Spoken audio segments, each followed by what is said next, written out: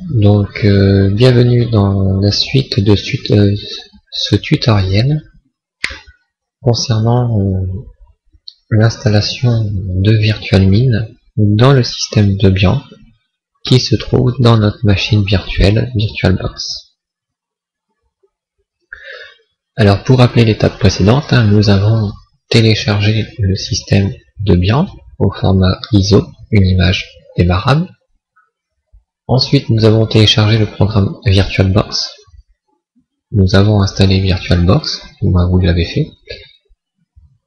Ensuite, on a créé un dossier par défaut pour toutes nos machines futures dans VirtualBox, que nous avons appelé, pour mon cas, VirtualBox, qui est actuellement sur la capture d'écran se trouvant sur le bureau. Vous, bien entendu, je vous ai conseillé de vous mettre sur une partition autre que le système et une partition d'autant plus qu'il y aura beaucoup de place, c'est plus conseillé. Ensuite, nous avons configuré une machine virtuelle. Puis dans cette machine virtuelle, nous avons installé le système Debian. Donc à l'heure actuelle, nous nous trouvons avec un système installé et rien de particulièrement configuré dessus. Alors il serait judicieux, avant de faire des manipulations parfois hasardeuses sur le PC, de faire ce qu'on appelle comme une sauvegarde. Donc ici on va faire la même chose, on va créer une sauvegarde de notre PC virtuel. Alors pour ce faire, on a une à deux méthodes. La première consiste à aller dans le PC et de sauvegarder le disque dur ici, qui fait 5 Go. Donc le sauvegarder, comment on fait? Clic droit, on copie et on le colle quelque part, qui n'est pas là-dedans, dans notre machine. Donc ça c'est une première méthode. Mais il y a quand même une méthode que je préfère appliquer, c'est ce que j'appelle les PC de référence. Les PC de référence, c'est les PC que j'installe, les systèmes que j'installe, et là où je détermine c'est la base, je n'y touche plus.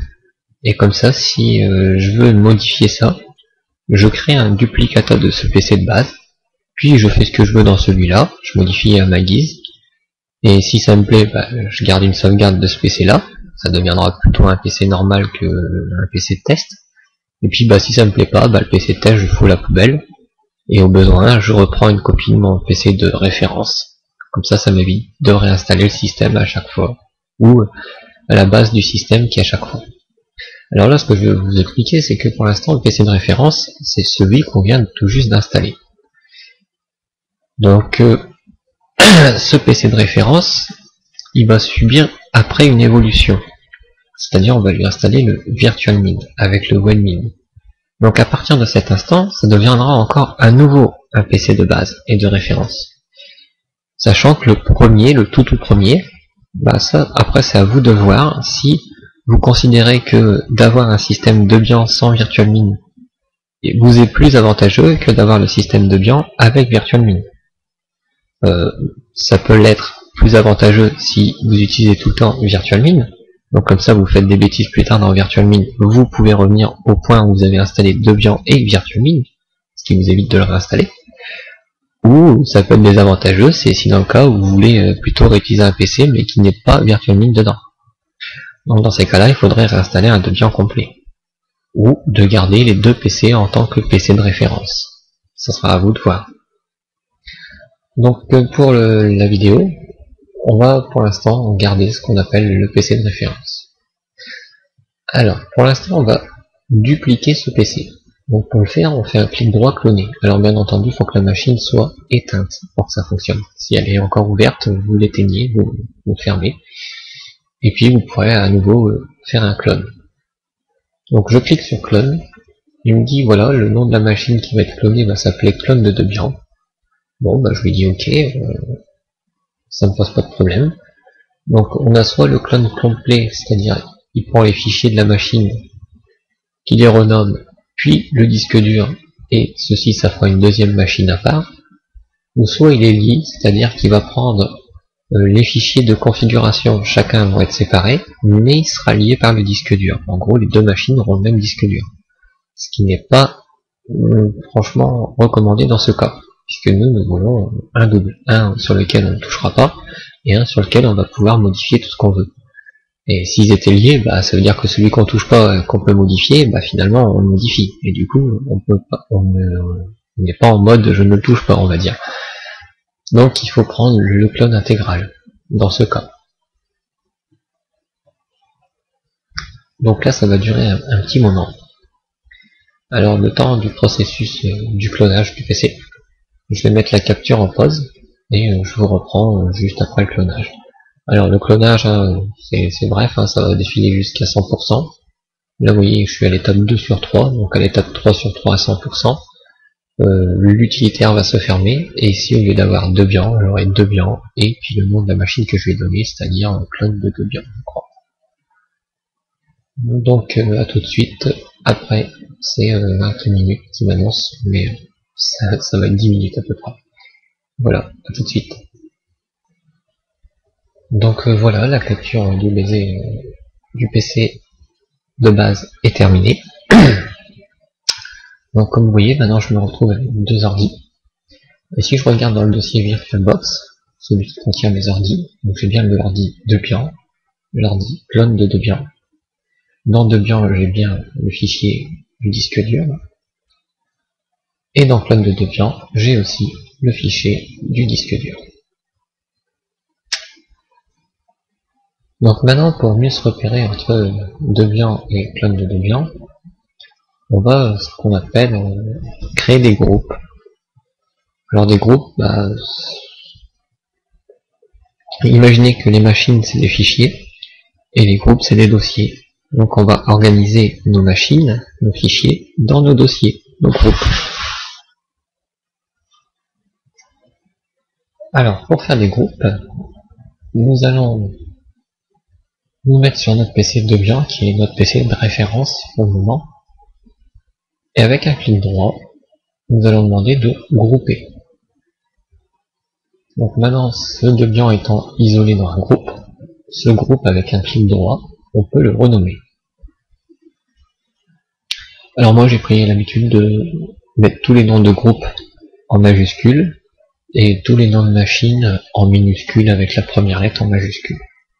Alors ça c'est une convention que je prends moi-même, hein, mais vous pouvez faire comme vous voulez, ça ne changera pas grand chose.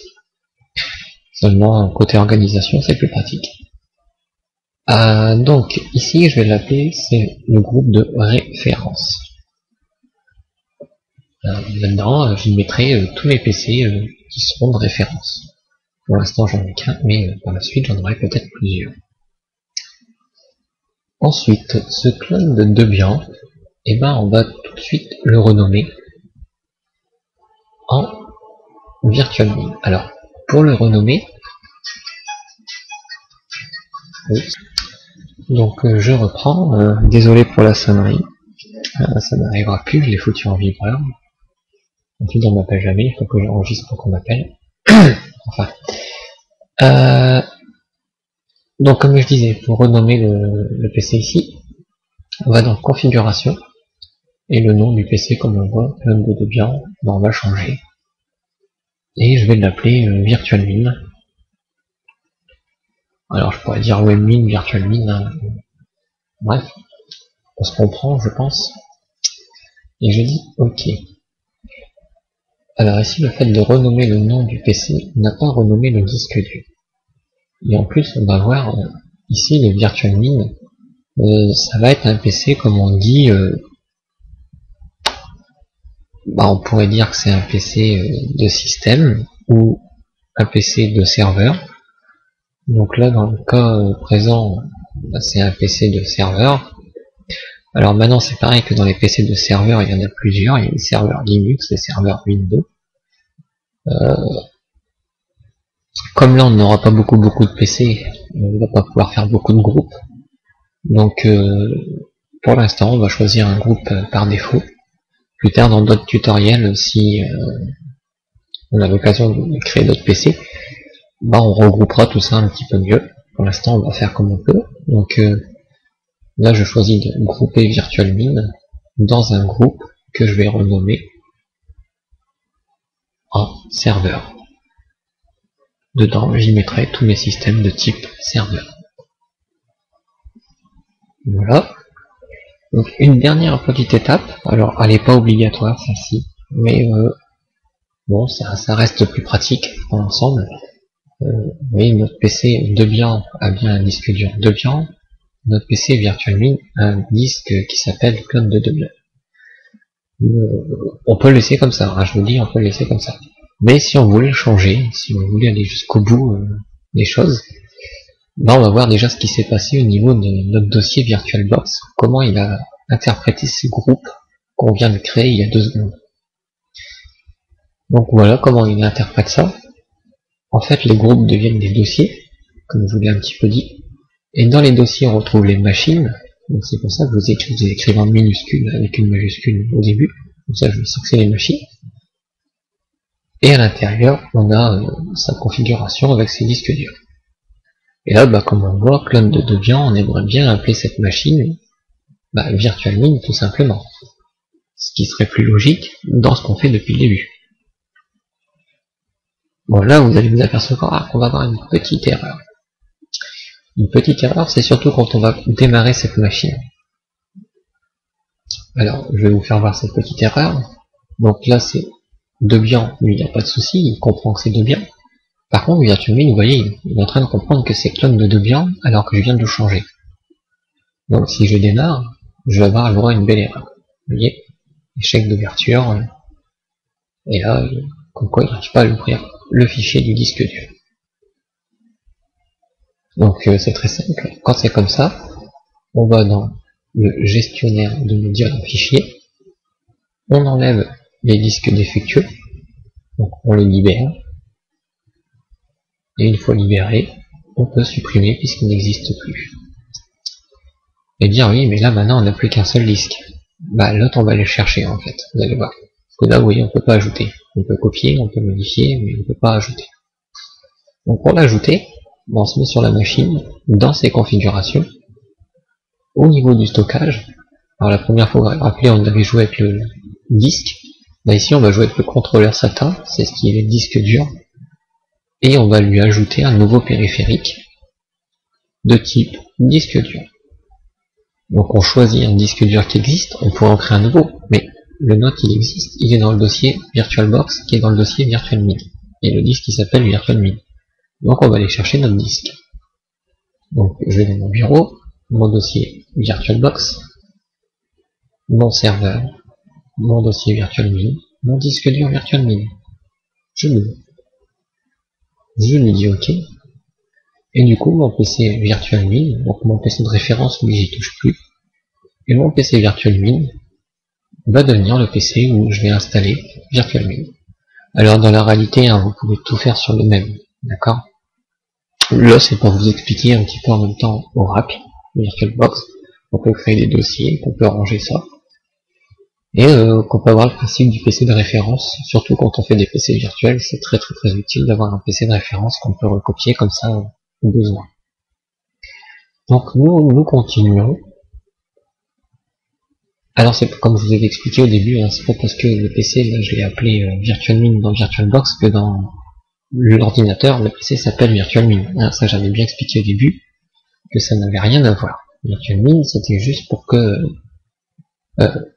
VirtualBox, c'est juste pour qu'on se rappelle de quoi correspond ce PC-là. Mais le vrai nom du PC, c'est bien le nom que j'ai défini dans le PC de référence, c'est-à-dire Debian.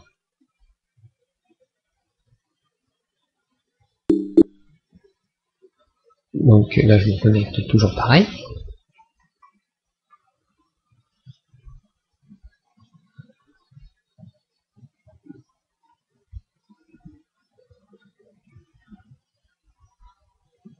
Donc, une fois l'interface lancée, ce qu'on va faire, la première chose qu'on va faire, c'est qu'on va aller sur l'internet. Donc c'est la petite icône là-haut. Si vous ne l'avez pas, vous avez installé autre chose dans l'application internet. Vous trouverez les navigateurs parmi tant d'autres trucs, comme la messagerie, mais bon, là vous avez 2 navigateurs. Sinon au pire, vous allez sur internet, il vaut mieux avoir un navigateur quand même par défaut, sinon ça va être difficile d'aller sur internet. Donc ici, qu'est-ce qu'on va chercher? Ici on va chercher Webmin. Alors, c'est vrai qu'on va installer VirtualMin, mais ça se trouve sur le site de Webmin. Donc on va sur le site de Webmin. Dans Webmin, on a la section VirtualMin, donc on va sur VirtualMin. Et dans VirtualMin, on a la section Install Script. Alors par défaut, notre navigateur va enregistrer les fichiers quelque part. Donc moi, ce qui m'arrangerait, c'est que le fichier s'enregistre sur le bureau. Donc en général, c'est dans le dossier téléchargement. Mais bon, des fois, il peut y avoir des soucis. Donc on va essayer pour l'instant par défaut, on verra. S'il y a des soucis, on configurera pour que ça se télécharge sur le bureau. Donc je prends le install script et je télécharge le fichier qui s'appelle install.sh. En cliquant dessus, il me dit qu'il vient de le télécharger. Alors, je vais bien le croire, je vais essayer d'aller voir dans l'ordinateur. Dans ordinateur, le dossier téléchargement. Et ici, je vois le dossier téléchargement, il n'y a rien. Donc on a un dossier qui s'appelle download, et dans lui non plus, je vois qu'il n'y a rien. Donc c'est pour ça que ce que je vous disais, je vais le configurer. Donc dans édition préférences, ici le dossier de téléchargement, je lui dis bah tu me le mets sur le bureau. Voilà.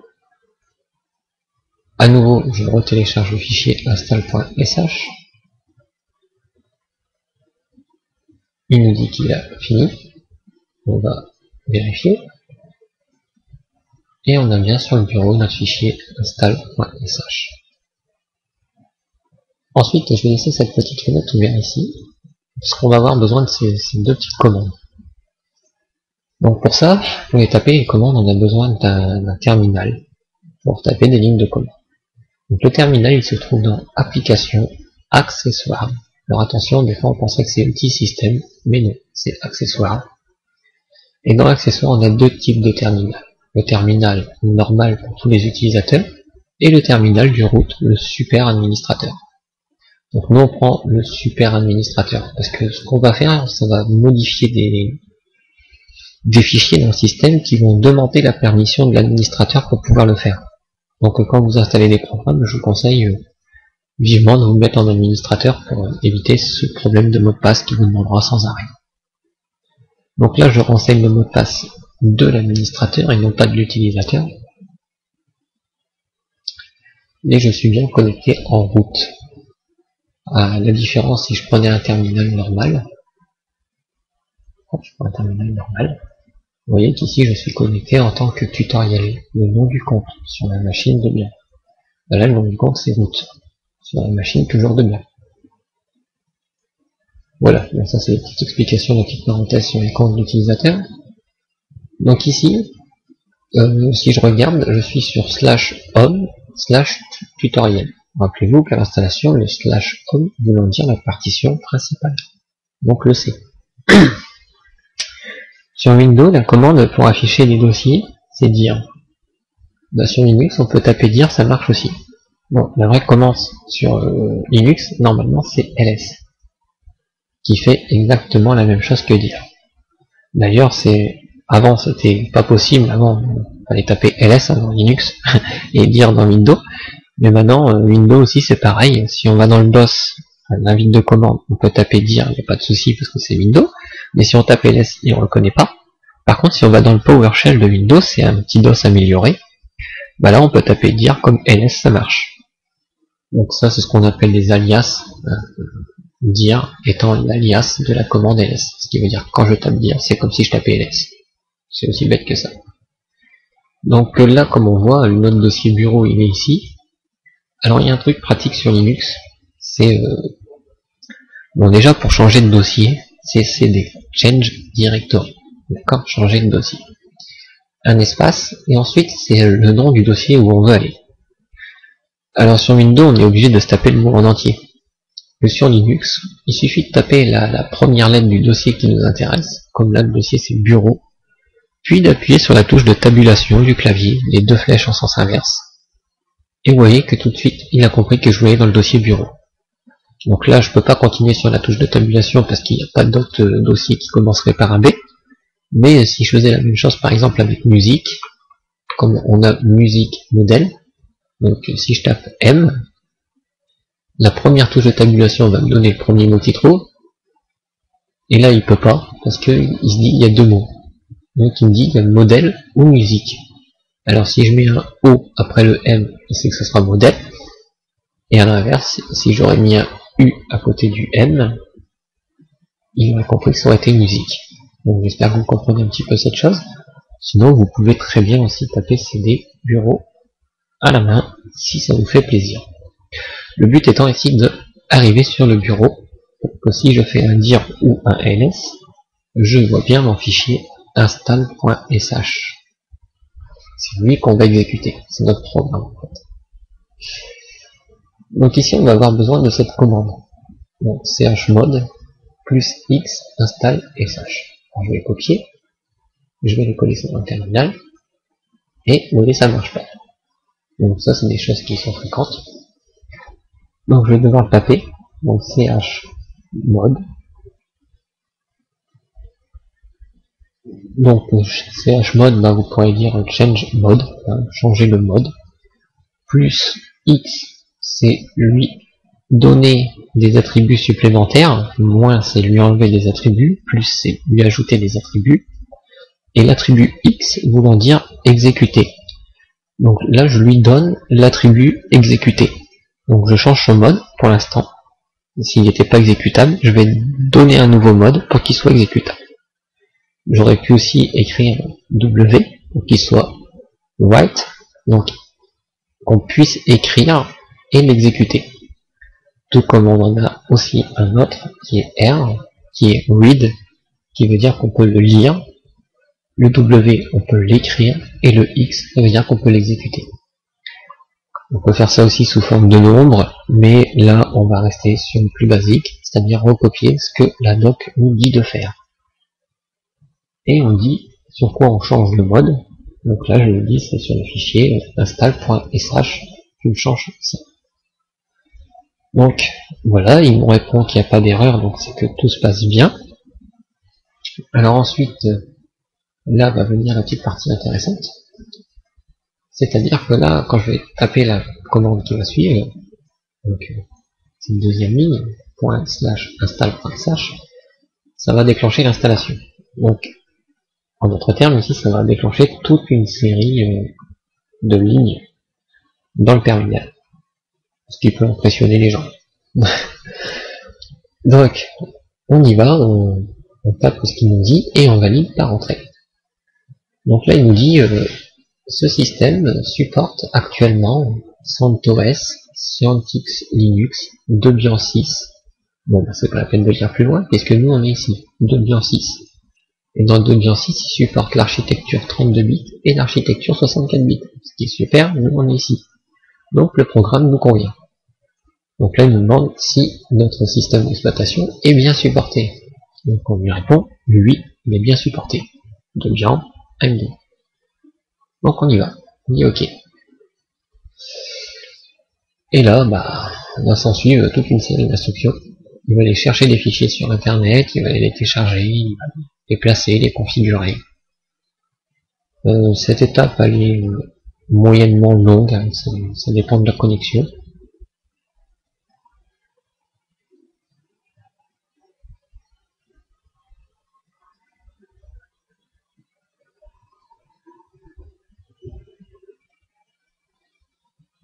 Donc là, on verra le processus d'installation de VirtualMin et de WebMin. On verra comment le mettre en français, du moins pour WebMin, puisque VirtualMin, on ne peut pas changer de langue. Et on verra comment on y accède, hein, forcément, parce que sinon on ne peut pas changer la langue. Ensuite, on verra si on peut y accéder depuis un autre PC, comme sur un de nos PC dans notre réseau réellement, et non pas dans le PC virtuel. Après, on va configurer un autre virtuel, on va créer un PC virtuel. Et on verra ce qu'il va nous proposer lors de la création de ce PC. Ensuite, nous verrons une autre vidéo de formation, qui là, on épluchera un petit peu plus le programme, on configurera un petit peu les choses. Et on essaiera de mettre aussi ça en place sur internet. Mais ça, le mettre en place sur internet, je pense que ça sera une 4e vidéo.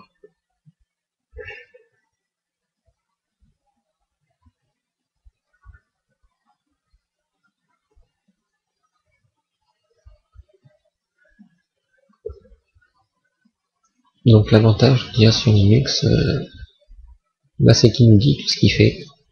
Donc là on voit un petit peu les paquets qu'il a été chercher. En gros on avait voulu installer un paquet, et apparemment ce paquet faisait appel à des dépendances.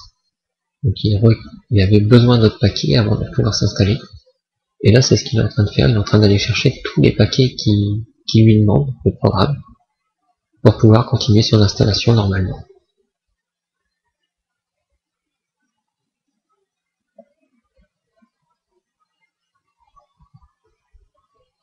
Alors, au passage, on peut voir un petit peu ce qu'il est parti nous chercher. Donc, on voit les parties chercher du postfix. Donc, c'est le serveur de messagerie. Webmin, donc c'est l'interface d'administration pour Linux. L'usermin, c'est tout ce qui est la partie utilisateur de Webmin et pour les boîtes mail de tous les domaines qu'on fera sur VirtualMin. Ruby, c'est un interpréteur de ligne de commande à sa sauce. libapache, donc Ruby encore une fois, mais là c'est le module pour Apache. Perl, qu'est-ce qu'on a encore, le unzip, zip, pour compresser du compressé, iptav pour le pare-feu, OpenSSL pour le chiffrement SSL, Python c'est pareil, c'est comme Ruby, c'est un interpréteur de commande, Mailman c'est pour envoyer les mails, Subversion c'est pour faire du versionning dans les dossiers, vous créez un dossier, des fichiers, vous modifiez le fichier, ça veut dire qu'il y aura un dossier, 2 fichiers. Le premier avant que vous l'avez modifié et celui que vous avez modifié. Et vous le remodifiez encore une fois, vous aurez 3 fichiers. Le premier, le deuxième qui a été modifié et le tout dernier. Et ainsi de suite. Donc on a Ruby, on a MySQL, c'est la base de données. Donc là c'est le serveur, là on a le client. PostgreSQL c'est un autre serveur. AWStat c'est des statistiques comme WebAdvisor. Dovecot c'est tout ce qui est pour le protocole IMAP et POP. Donc c'est le client de messagerie. Pour FTPD, c'est un serveur de FTP. Ipcrypt, Avstat, ça on a vu. Clamav, c'est un scan pour les antivirus, on va dire. Tout ce qui est Clamav. Apache, c'est le serveur Apache, le serveur web. Après, on a beaucoup de modules d'Apache. On a PHP5. Et voilà. Donc on aura quand même quelques petits trucs à ajouter, comme par exemple PHPMyAdmin, qui n'est pas dedans. Donc on verra ça comment on l'ajoute par la suite. Donc là, comme ça prend un peu de temps, vous voyez, c'est normal, il est en train de chercher sur internet chaque paquet de chaque programme que je viens de vous lire un petit peu. Vous n'avez pas tous lu. Donc là, il a réussi à tous les trouver.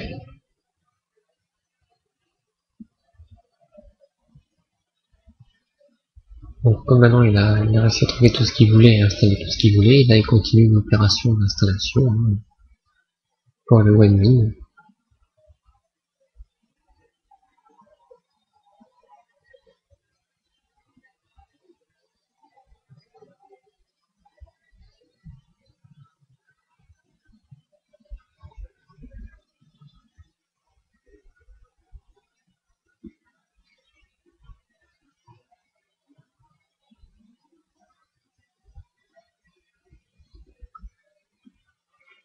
Donc après pour se connecter sur Webmin, donc vous allez sur la documentation, et sur la documentation, on vous dit que pour vous connecter à Webmin, c'est là. Là, ce qu'on va trouver.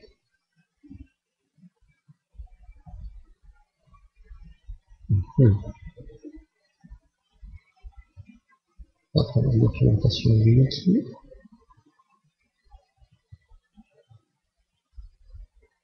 Donc là, effectivement, on a toute la documentation de chacun des modules de VirtualMin.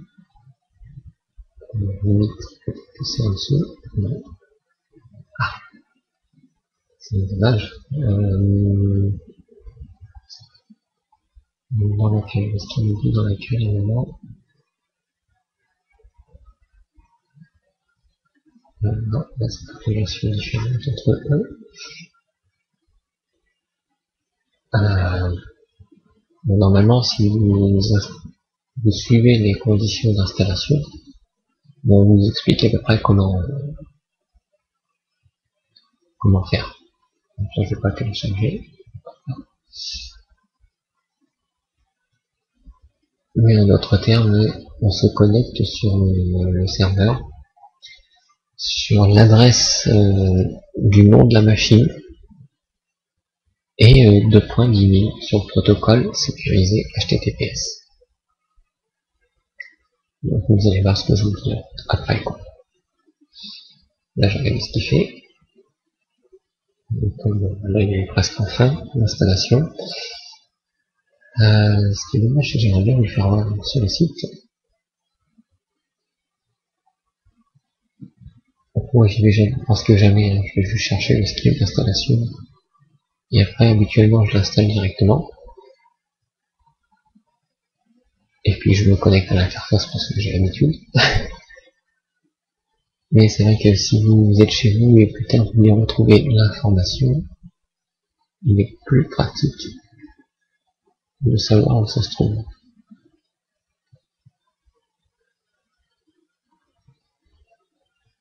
Donc là, la instructions d'installation, mais on n'a pas l'adresse de connexion.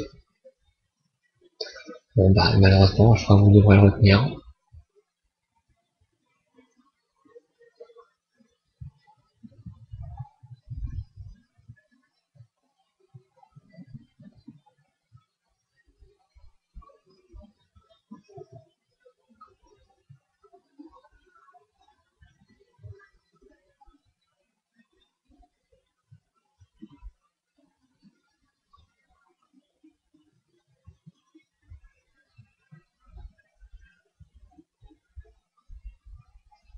Et voilà, il a fini.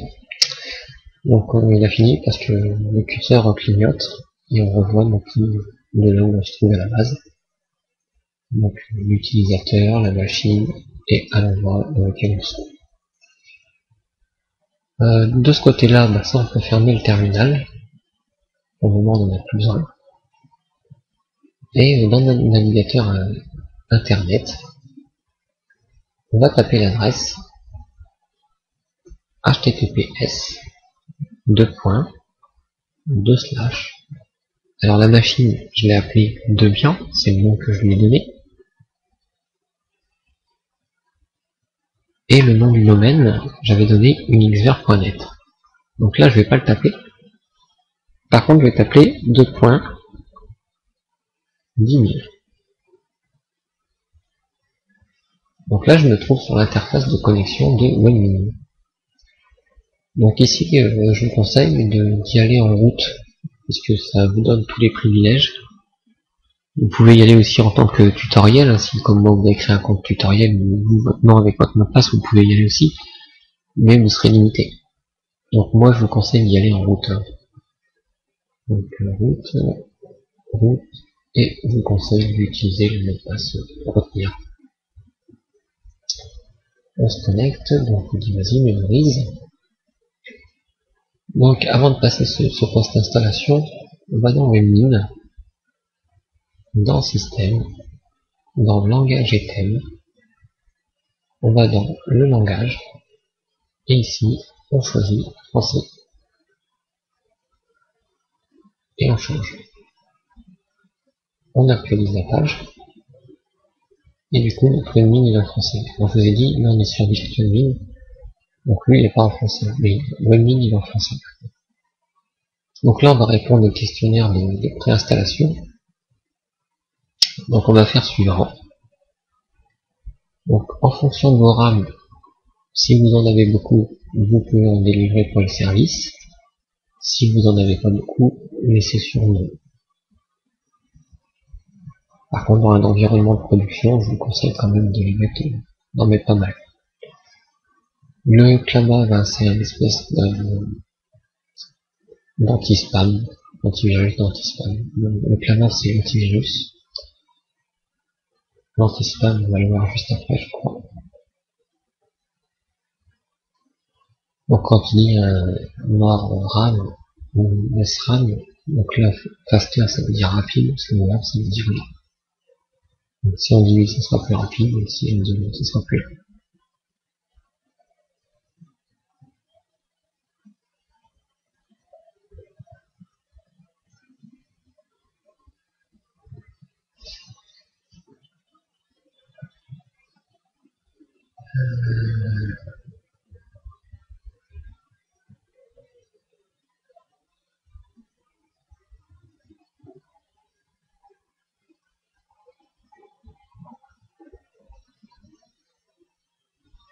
Donc là, je ne sais pas ce qu'il fait. Comme au bout du temps, je vais actualiser pour recommencer. Donc là, je laisse par défaut. Là, je lui dis, vas-y, tu peux.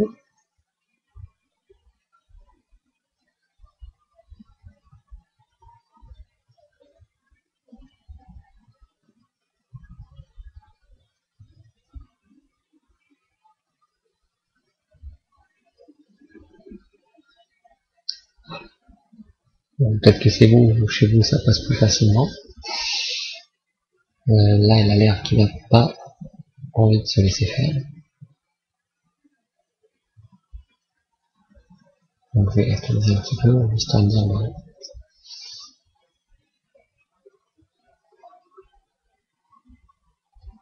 je vais laisser sur l'eau, ça permettra d'aller plus vite. Donc on dit non, là pour la base on dit oui, on dit non. Le mot de passe du route, alors moi je m'étais pas pris la tête sur le coup, j'avais mis route. Vous mettez le mot de passe que vous avez mis pour l'utilisateur route. Là je choisis plus grand, sans je le remplirai certainement jamais, mais bon. Au moins on prévoit large. Donc le nom du serveur, deux noms, le premier nom serveur DNS, donc c'est bien Debian unixver.net ou Debian Debian.domaine.local si vous avez laissé le truc par défaut. Je fais suivant. Donc là on me demande comment je mets le mot de passe. Donc vous pouvez l'encrypter, le hacher, ou le mettre en clair. Sachant que si vous le hachez plus tard, si vous ne vous rappelez plus du mot de passe, vous ne pourrez pas le récupérer. Alors qu'en clair, bah, vous pouvez récupérer votre mot de passe. Ici, comme c'est un environnement de développement, on va le laisser en clair. Comme ça, c'est si on fait des projets et puis qu'on y revient 3-4 mois plus tard, il est bon de se retrouver le mot de passe que de se prendre la tête pendant un petit moment pour pouvoir essayer de contourner cette histoire. Donc ici, à nouveau, on a fini, donc on clique sur Next et on est presque prêt. Alors, ici, il y a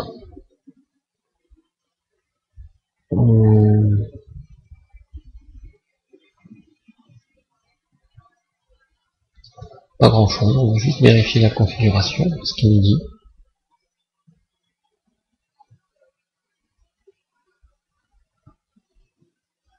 Donc voilà.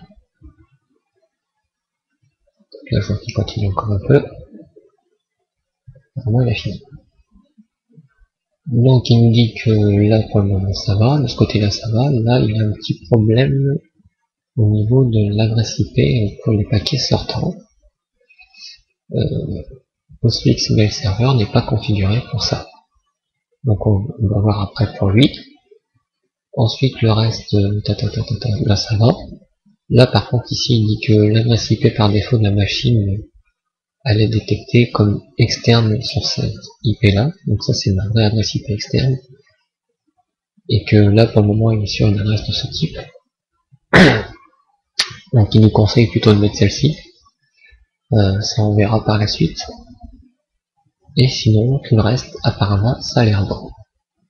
Donc on va voir vite fait l'histoire du PostFix. Donc ici, il y a un transport mapping. Alors, une note de transport, que je ne dise pas de bêtises.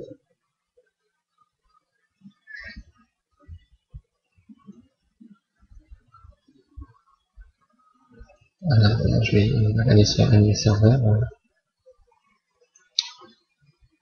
La configuration que j'avais déjà placée.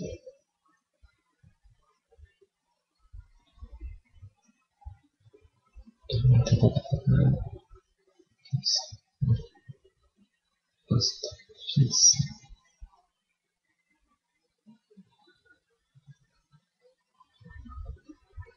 Voilà. Donc ici, il faut lui dire H. Là, c'est H. 2 points. Slash. etc. Slash. Postfix. Slash. Sender. Voilà. Donc je vous laisse bien regarder h:/etc/postfix/sender. Donc là ça veut dire que ça va mettre un fichier sender dont il sera haché, qui sera un petit peu encrypté, et qu'ici il sera placé dans le dossier etc depuis la racine et dans le dossier postfix depuis le dossier etc. Voilà. Donc on sauvegarde et on applique. Une fois ceci fait, on retourne sur le système d'information. Ici, on peut cacher les features et on peut lui demander à nouveau dans System Setting, Recheck Config, de revérifier à nouveau la configuration. Donc voilà, il vient de finir. Donc ici, ceux qui s'y connaissent un petit peu en réseau, ils comprennent que cette adresse-là n'est pas routable sur Internet, et mais qu'elle peut très bien être assignée dans un réseau de ce type-là. Donc en gros, c'est pas parce qu'il y a cette adresse-là que ça ne peut pas marcher. Si, ça peut très bien marcher. Même d'internet, on peut y accéder, pas directement, mais on peut y accéder. Donc ici, cette petite préoccupation, on s'en occupe pas. Limite, je pourrais lui donner, mais donc ce qu'il attend, c'est à cet endroit-là, au niveau du network, l'IP par défaut pour le serveur virtuel. Actuellement, c'est placé sur l'interface. Lui s'attendrait plutôt à avoir ça. Voilà, c'est ce qu'il est en train de dire. Donc, faut essayer, vous allez voir, hein, on va sauvegarder, update. Il va remplacer ça par ça. Donc on lui dit change. Et là il dit on peut pas, parce que c'est privé. Donc comme on peut pas, on change pas. Donc c'est pour ça que je vous ai dit qu'on s'en occupera pas tout de suite. Mais plus tard. Plus tard on va s'en occuper. Donc là, vu que ça va faire à peu près 45 minutes, qu'on n'aura pas le temps d'aller beaucoup plus loin, car on a un bon petit tour à faire après du propriétaire, comme on dit. Donc faut savoir ici qu'il faut retenir, pour s'y connecter, c'est HTTPS, le nom de la machine et le port d'email. Alors ça peut être le nom de la machine, comme ça pourrait être l'adresse IP de la machine. Vous avez vu que là, l'adresse IP de la machine, on l'avait dit dans la configuration, mais je peux le voir ici normalement. Ici, si je regarde, là, je fais un clic droit, je demande les informations de connexion. Il me dit que mon adresse IP, c'est celle-ci. Si je la copie et que je vais la mettre en haut, à la place du nom de la machine, je colle et je valide par entrée. mais bien que je me connecte aussi à VirtualMin en local, vous voyez que le mot de passe, il n'est pas enregistré parce que il connaît ça, mais sous une autre adresse en fait. Donc c'est pour ça qu'ici il n'est pas enregistré.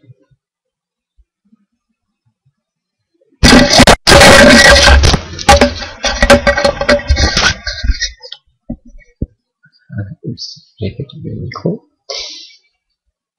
Donc vous voyez qu'on peut y accéder. Par contre, là, vous verrez qu'on peut pas y accéder depuis votre PC, votre réseau normal.